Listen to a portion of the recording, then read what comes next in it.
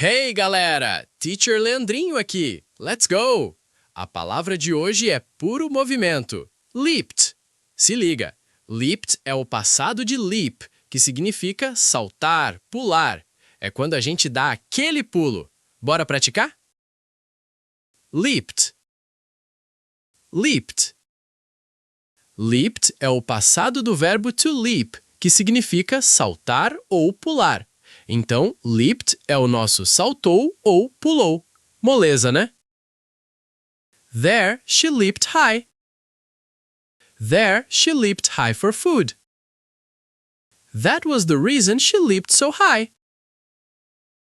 Mandaram bem demais. Uma dica: leapt com ed também existe e tá super certo. Leapt também pode ser usado para um aumento grande e rápido, como prices leaped. Continue repetindo e nos vemos na próxima. You rock!